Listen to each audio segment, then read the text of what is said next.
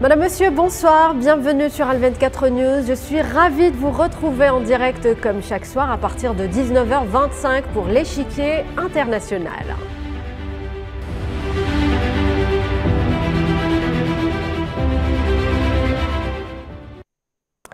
Et ce soir, coup de projecteur sur l'actualité en Chine. On continue de s'y intéresser, bien entendu, après la clôture hier du 20e congrès du Parti communiste chinois. Un congrès qui a couronné le président Xi Jinping d'un troisième mandat de tous les défis pour l'homme, Xi Jinping, mais aussi pour le pays aussitôt reconduit dans ses fonctions ce dimanche. Le président chinois a assuré que le monde avait besoin de la Chine et que la Chine ne pouvait se développer sans le monde. La Chine ne peut se développer sans le monde. Et le monde a également besoin de la Chine pour son développement. Après plus de 40 ans d'efforts inlassables en faveur de la réforme et de l'ouverture, nous avons créé deux miracles. Un développement économique rapide et une stabilité sociale à long terme. Le monde est aux prises avec des défis sans précédent. Nous n'avons cessé d'appeler les peuples du monde à saisir et à façonner l'avenir et le destin de l'humanité. Lorsque tous les pays poursuivent l'essentiel du bien commun, nous pouvons vivre en harmonie, coopérer dans l'intérêt mutuel et nous donner la main pour créer un avenir meilleur pour le monde.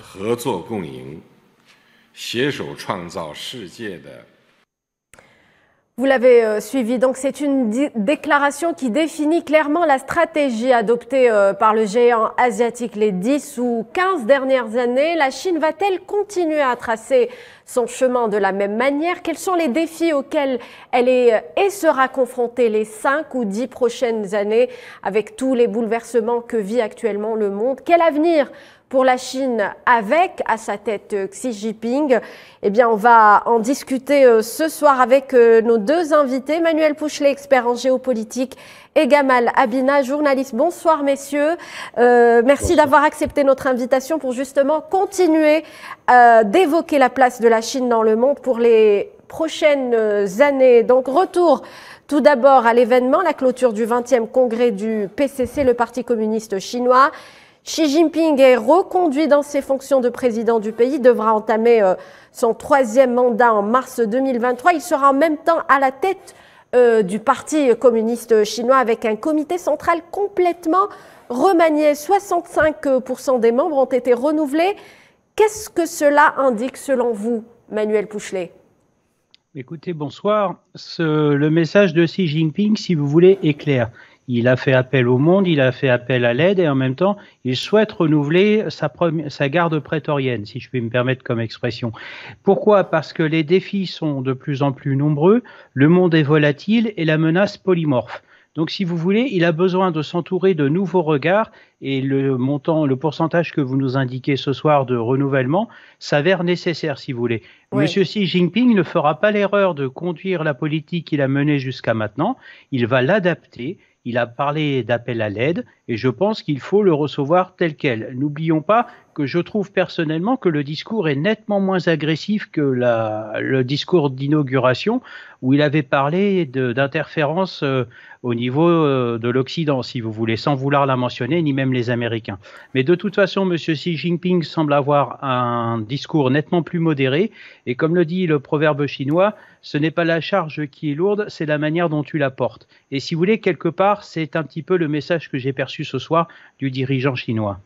Alors, Xi Jinping donc a sans doute renforcé son leadership après ce troisième sacre historique. Gamal Abina, comment va-t-il procéder, à votre avis, pour conserver cette stabilité, cette homogénéité au sein du Parti communiste chinois? J'ai envie de dire simplement qu'il y a une petite dérive, malheureusement, qu'on observe. Xi Jinping arrive à un troisième mandat qu'il a initié tout simplement parce qu'il a fait une réforme en 2018 de la Constitution, oui, qu'il a autorisé 2 mandats successifs. Maintenant, c'est de l'illimité. Xi Jinping marche sur les pas de Mao Tse-tung, le fondateur de la République populaire de Chine, qui était au pouvoir de 49 à 76, jusqu'à sa mort donc. Et Xi Jinping, surtout, était quelqu'un qui est un ancien, enfin c'est le fils d'un classique du Parti communiste, dont le père a été quand même, il faut s'en souvenir, emprisonné, jeté dans les prisons, disgracié. Et c'est une forme de revanche de la part de ce fils d'enfant communiste qui a décidé de faire à nouveau briller la Chine. Alors, comment va-t-il s'y prendre? Il y a une certaine forme de confiscation des pouvoirs. Il va reconduire aux affaires, évidemment, Li Qiang, certainement, qui a géré la crise du Covid comme il pouvait.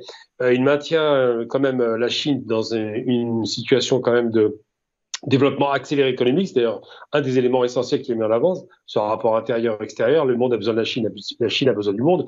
Le monde a besoin de la Chine comme l'atelier du monde et la Chine a besoin du monde comme étant pourvoyeur d'argent. La Chine a 1,4 milliard d'habitants. Elle constitue, il y a à peu près 90 millions de communistes chinois qui ont leur carte. Et le congrès qui constitue ce fameux congrès et le rang serré, c'est 25 personnes, les 205 du congrès du Parti communiste. Donc tout ça, c'est très particulier. Il a masculinisé, il n'y a plus du tout de femmes aux instances décisionnelles. Il a donc resserré leur entour de lui avec des gens qui lui sont très favorables et très proches. Oui. C'est quelqu'un qui a une visée de grand empire chinois, qui a des ambitions à l'extérieur de la Chine, contrairement à son prédécesseur Hu Jintao, on en parlera certainement. Et c'est quelqu'un qui a décidé de faire de la Chine la première puissance mondiale, le fameux empire du milieu. On verra s'il y parviendra. Donc c'est en effet un défi. Et on l'a compris, le parcours difficile de Xi Jinping a influé, si on peut le dire, ces décisions par la suite. Xi Jinping qui accorde de l'importance au fait d'être entouré par ces hommes de confiance. Et d'ailleurs, le comité permanent, organe tout puissant du parti, est composé de proches alliés du président chinois Manuel Pouchelet. Oui, tout à fait. C'est en effet des proches de M. Xi Jinping. Mais je rappelle que la Chine a aussi eu ces derniers temps une opération anticorruption menée par M. Xi Jinping. Oui. Donc, si vous voulez, il a besoin de ses plus proches et fidèles conseillers à un moment où on sait pertinemment que sur certains dossiers, il y a des risques d'interférence, que ce soit en politique internationale ou même en politique intérieure, où M. Xi Jinping, on a vu ces derniers temps, notamment à Shanghai et la politique du confinement absolu, a connu quelques difficultés en termes d'exercice d'autorité. Oui. Donc, si vous voulez, il a besoin de ses plus proches fidèles qui lui ont prêté allégeance et qui lui prêtent allégeance, si vous voulez, de manière indéfectible.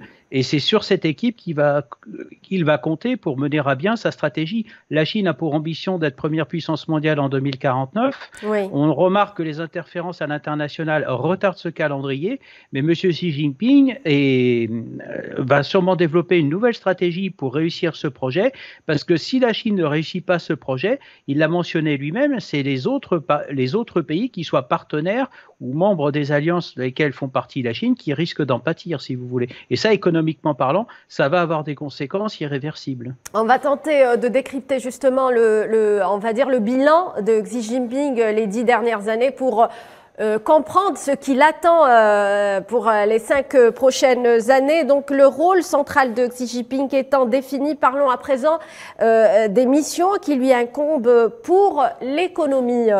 Gamal Abina, on peut dire que Xi Jinping a été l'homme de la situation puisqu'il a réussi en 10 ans de faire de son pays la 2e économie mondiale. Évoquant l'économie, on peut dire que conserver ce rang est un défi majeur pour la Chine.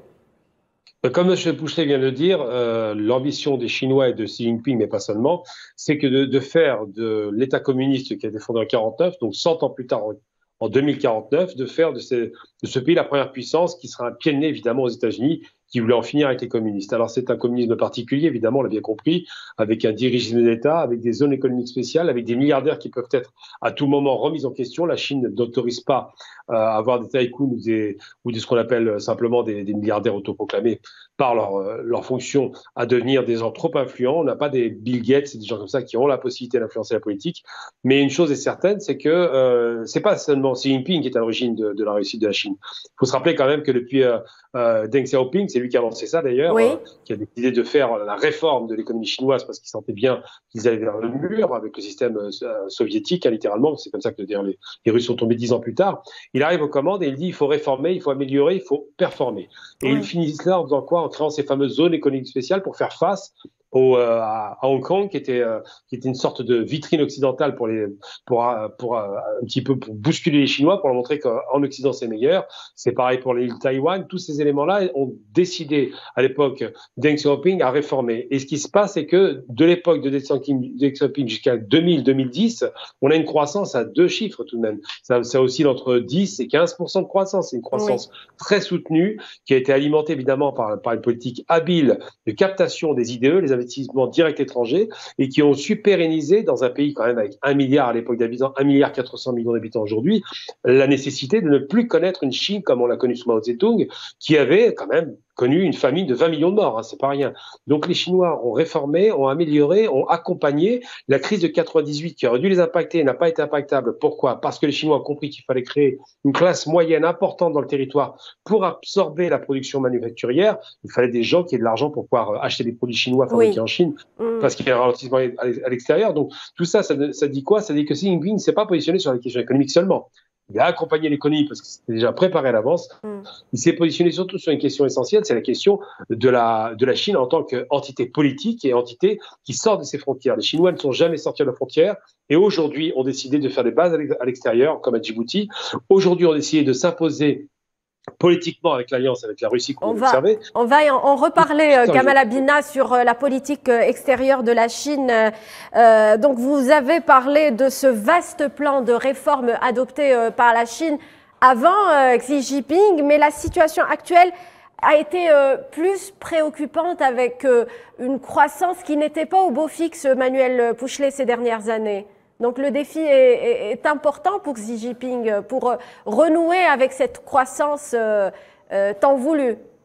Oui, en effet, mais moi je confirme ce que M. Abina vient de dire, c'est très important parce que la création d'une classe moyenne, si vous voulez, ce n'est pas un mince effort. Oui. Elle s'avère nécessaire, c'est la classe moyenne qui va consommer chinois, qui consomme même à l'étranger, je vous le rappelle, puisqu'on a énormément de sociétés européennes qui ont délocalisé en Chine pour vendre leurs produits manufacturés sur place et même déplacer certaines chaînes de production. Maintenant, le défi est immense pour la Chine. On a quand même quelques craintes avec ce ralentissement économique qui est annoncé. On a vu la crise de l'immobilier, c'est quand même un signal fort, si vous voulez. Donc, quelque part, maintenant, les défis à relever pour M. Xi Jinping sur le plan de la politique intérieure sont aussi nombreux. Oui. Je rappelle que la Chine n'a pas le même développement, c'est un État-continent. La Chine, ça fait la taille de l'Europe, pour que les téléspectateurs se rendent bien compte.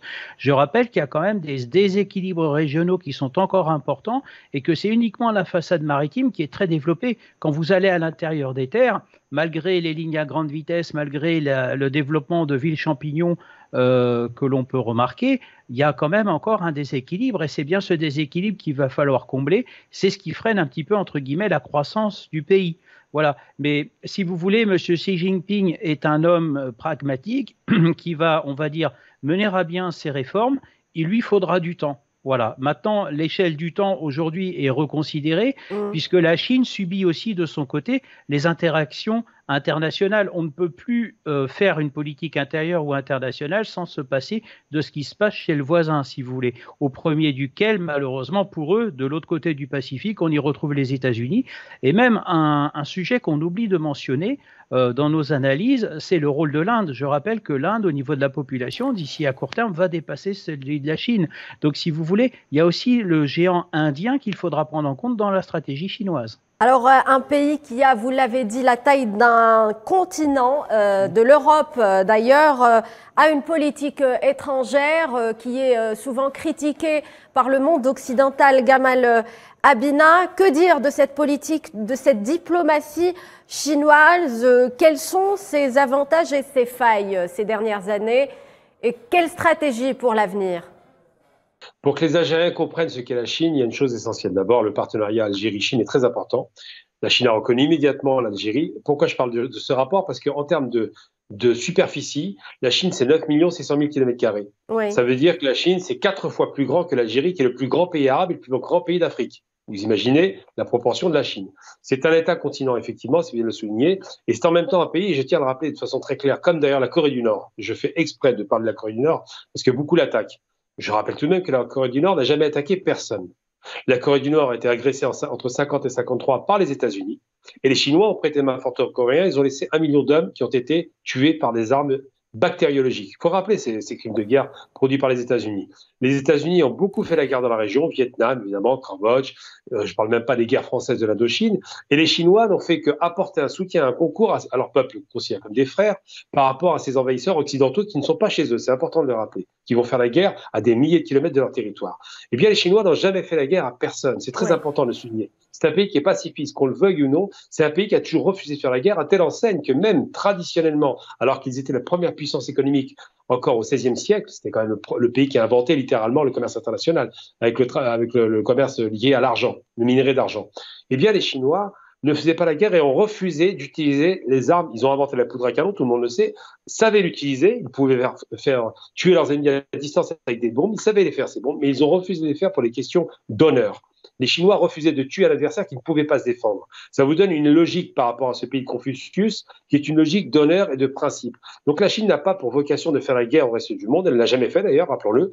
Elle avait une armée importante, elle n'est jamais sortie de ses frontières, et aujourd'hui les Chinois sortent de leurs frontières sur le plan économique avec ces fameuses routes de la soie, ces nouvelles routes de la soie, qui sont des routes qui vont d'est en est, du nord, sud, enfin ils rejoignent à peu près tout le territoire mondial pour ce qu'on va appeler une conquête économique. Mais les Chinois ne s'inscrivent pas là-dedans. La question qui doit être posée, c'est est-ce que Xi Jinping s'inscrit dans une démarche uniquement économique ou est-ce qu'il a des velléités militaires? C'est une question qui est ouverte parce qu'aujourd'hui, il a une base quand même en Afrique pour sécuriser ses investissements en Éthiopie, premier pays dans lequel ils ont investi. 5 zones économiques spéciales, c'est un pays qui compte beaucoup pour la Chine, traditionnellement, et pour des raisons historiques qu'on a bien compris par rapport au communisme de l'époque. Donc les Chinois ont mis le paquet sur l'Éthiopie et veulent montrer aux Africains qu'ils sont le meilleur partenaire qu'ils n'aient jamais eu. Donc c'est vrai que Xi Jinping, s'il doit garantir une croissance soutenue à nouveau, elle reste soutenue, hein. La politique zéro Covid a quand même porté ses fruits, quoi qu'on en dise, même si ça a été difficile. Eh bien, les Chinois disent que nous devons sortir nos frontières économiques sur le plan du développement et du partenariat. C'est ça le discours qui est en sous-jacent. La crainte des Chinois, c'est une baisse de leur production industrielle, une baisse de leur croissance, et évidemment, avec un pays avec autant d'habitants, des mouvements sociaux qui se déclareraient très rapidement. Manuel Pouchelet, toujours sur ce point, Gamal Abina parlait de cette stratégie de ne pas faire la guerre. Est-ce que cela peut tenir au regard des bouleversements que connaît le monde actuellement, avec le conflit en Ukraine notamment? Écoutez, oui. De toute façon, la Chine a mis une base à Djibouti, mais je rappelle que la Chine est membre permanent du Conseil de sécurité et participe activement au déploiement militaire de l'ONU. Vous avez énormément de contingents chinois qui apportent leur expertise sur le continent africain avec différents métiers, que ce soit l'infanterie ou le génie, ou même ils réhabilitent des installations qui sont obsolètes et voire même détruites. Donc si vous voulez, la Chine est impliquée. Maintenant, en ce qui concerne la crise ukrainienne, je rappelle une chose, c'est que malheureusement pour les Chinois, une de vos invités l'avait signalé, tout le monde est perdant dans cette affaire, y compris la Chine, et je pense, à mon humble avis, que c'est peut-être la Chine qui va siffler la fin de la partie, puisque les Européens sont incapables de s'entendre. Il y a l'immixtion américaine, et les Européens et les Américains sont en difficulté. Mais je rappelle une chose, c'est que l'Ukraine fait partie des axes convoités pour faire pénétrer les routes de la soie, notamment ferroviaires, où le terminal est précisément à Duisbourg, en Allemagne. Et tant que cet itinéraire est bloqué, actuellement il y a un itinéraire de contournement, mais malheureusement, le long de tous les itinéraires des nouvelles routes de la soie, c'est la volatilité et l'insécurité qui tournent autour. C'est ce qui pose problème, si vous voulez. Ce qui oblige Pékin à déployer, son armée populaire, qui a des savoir-faire de plus en plus techniques et qui ne souffrent pas de reproches, si vous voulez. Ils sont capables, ils s'adaptent. Moi, j'ai eu la chance de travailler avec des officiers chinois en opération. Ce sont des gens qui sont très à l'écoute, très observateurs, qui s'adaptent en permanence et qui, je le rappelle, en termes de guerre, ont des expériences nettement plus anciennes du temps des empires, si vous voulez.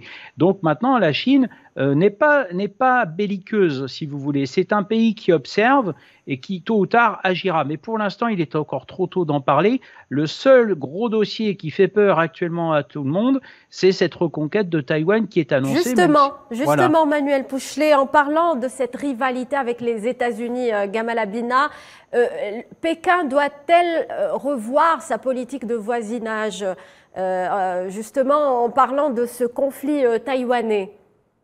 Alors, Hu Jintao était évidemment dans une démarche plutôt pacifiste.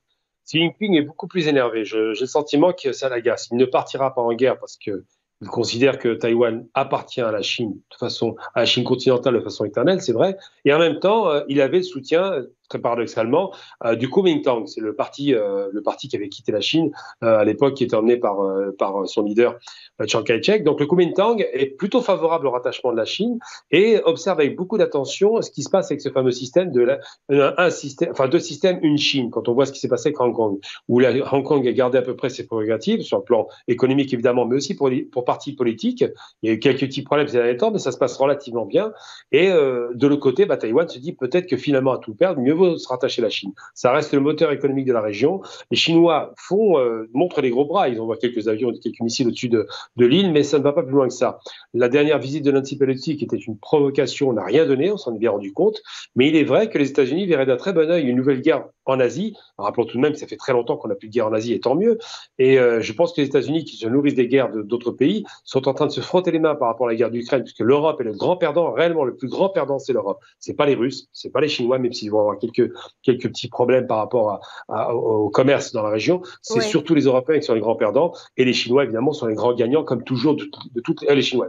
Les Américains sont les grands gagnants de toutes les guerres. Donc aujourd'hui, l'initiateur de ces nouvelles routes de la soie, c'est Xi Jinping. Donc déjà, sur le plan économique, les choses sont actées. Il veut absolument que la Chine brille à travers le monde en redevenant l'empire du milieu.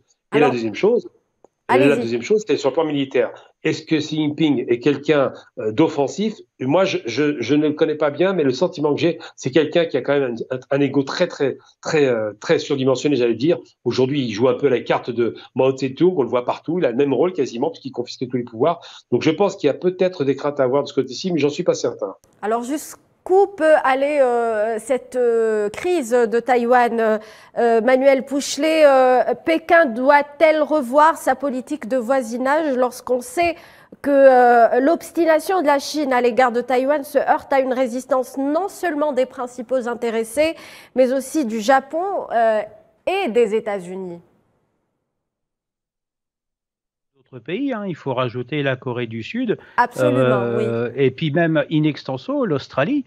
Je rappelle que les Américains ont monté une alliance de toutes pièces que l'on appelle l'AUKUS, qui est une alliance militaire qui comprend les États-Unis, le Japon, l'Australie, la Corée du Sud. Et il y a une politique d'endiguement de la Chine des Américains, mais si vous voulez, même les Britanniques ont annoncé participer à cette alliance, sachant qu'ils sont complètement décentrés par rapport à leur cœur d'ouvrage qui serait l'Europe, surtout la situation préoccupante que nous vivons actuellement. Donc quelque part, M. Xi Jinping, de là à ce qu'il parte en belligérant, il est encore trop tôt. Mais une chose est sûre, on a assisté, en termes d'équipement militaire, en 5 ans, la Chine a dépassé la marine nationale française en termes de volume de bâtiments, ce qui n'est pas rien. Vous avez la construction de porte-avions, de porte-hélicoptères amphibies, ce qui veut dire que la préparation de l'ordre de bataille pour Taïwan est en train de se préparer. Maintenant, je pense que Xi Jinping aura peut-être l'intelligence de la situation, c'est-à-dire d'attendre que peut-être Taïwan tombe comme un fruit mûr, et s'il fait main basse sur Taïwan, il aura également accès à toute la technologie novatrice que l'on trouve sur cette île, qu'il a certes en Chine, mais qui pourra également compléter, puisque je rappelle qu'à Taïwan, vous avez cette fameuse usine de composants électroniques que tout le monde convoite, et les Américains, bien entendu, ne se laisseront pas faire. N'oublions pas une chose, s'il y a un conflit avec Taïwan, les Américains seront obligés de s'engager, militairement parlant, ce qui est la grande différence avec l'Ukraine, où pour l'instant, ils font sous-traiter en envoyant des armes. Je rappelle que l'aide américaine en Ukraine, pour l'instant, est quand même, depuis février, à 15 milliards de dollars. Vous voyez, donc ce n'est pas rien. Maintenant, est-ce que les Américains, économiquement parlant, pourront soutenir la guerre, ou l'effort de guerre, excusez-moi, sur Taïwan? Pour l'instant, il est beaucoup trop tôt d'en parler, mais je pense que la stratégie de M. Xi Jinping sera beaucoup plus habile que ça et utilisera différents stratagèmes, comme le rappelle à l'histoire, qui, à mon avis, sera décisif sur cette question. Alors, en guise de dernier mot, messieurs, est-ce que la Chine pourra tenir ce pari d'être donc première puissance mondiale d'ici 2049 avec ce qui se passe à Taïwan actuellement, Gamal Abina? Tout à fait, c'est évident, les courbes de la croissance, les chiffres, le recul évidemment de la production américaine, puisqu'ils ont une embellie avec Trump, mais ça recule actuellement. Les difficultés en Europe, parce qu'ils sont en train de casser la locomotive européenne que sont l'Allemagne, l'Italie et la France, font que la Chine n'aura que très peu de concurrents. Alors, il faut savoir que, et c'est un mot important que je vais lâcher, un pays qui a été capable d'envoyer un Taïkono dans l'espace, qui a été capable de préparer un programme, parce que c'est la planification, sur lesquels, à chaque fois qu'ils annoncent des plans, ils les tiennent en règle générale, un programme rationnel pour aller sur la Lune, pour investir le champ aérospatial. Un pays qui a un budget officiel, parce qu'officieusement c'est plus de 234 milliards de dollars, ça veut dire à peu près presque la moitié du budget américain.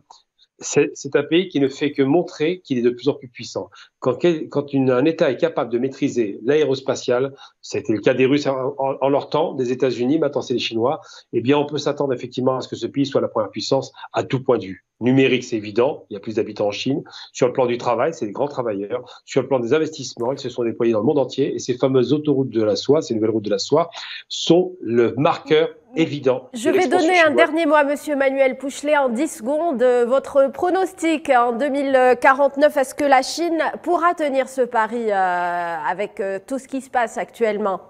Oui, là, elle va y arriver parce que, comme dit le proverbe arabe, là où il y a une volonté, il y a un chemin. Et croyez-moi qu'elle recrute également à l'étranger. C'est en train de se démontrer. C'est ce qui explique en partie aussi sa puissance, même si c'est devenu un leader incontestable sur la technologie. Rapidement, merci. Merci Manuel Pouchelet, merci Gamal Abina pour cette contribution. Merci à vous, chers téléspectateurs, de nous avoir suivis. Restez sur Al 24 News. Très bonne soirée.